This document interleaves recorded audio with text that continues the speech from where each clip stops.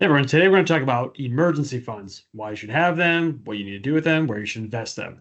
I'm Derek Mazzarella with Gateway Financial Partners.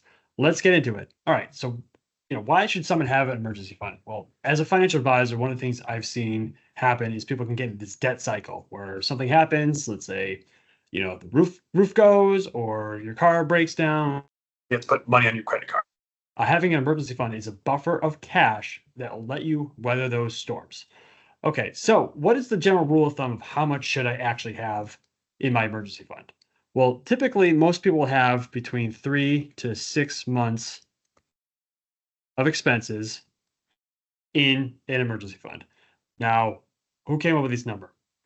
Well, there's a couple different reasons why. So first of all, let's say you get disabled, right? And you can't work anymore. You have no money coming in. What's going to happen? Most companies will have a long-term disability policy, and those policies will kick in after 90 days, so 3 months, and you'll start getting paid after 4 months. So that 3 month window will help you, float yourself until you get a check from the insurance company. Two, sometimes you leave jobs, you get laid off. You might, most jobs take about 3 to 6 months to find a new one, longer depending on the type of role you're in. But then the other side of the coin is you may have just things that happen to you. Like I mentioned, your car breaks down, you have an issue with the plumbing, just stuff happens, and it's good to have a set of cash available.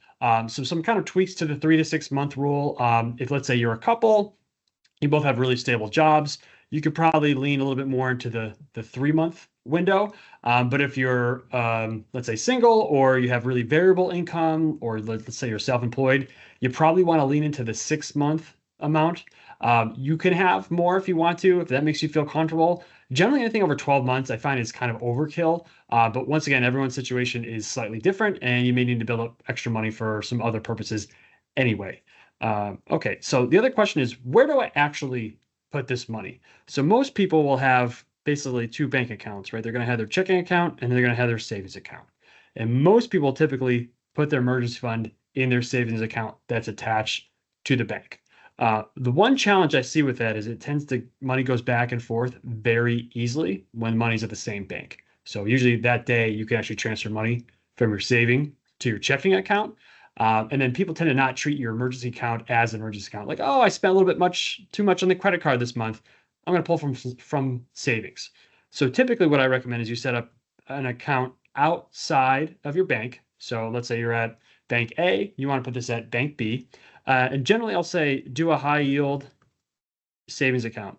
For one reason, you typically get much higher rates, typically getting 3, 4, 5, sometimes even 10 times what you would at a general savings bank, because most people at their savings banks now are getting close to nothing, where high yields can be 2 to 4 or 5% depending on interest rate environments.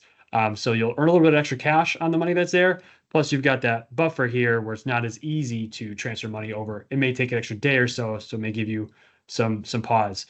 So that's emergency funds in a nutshell. They're very easy. They're one thing you want to make sure you have. They really give you a nice background and foundation for your financial plan to make sure if anything bad happens, that you'll still be okay financially.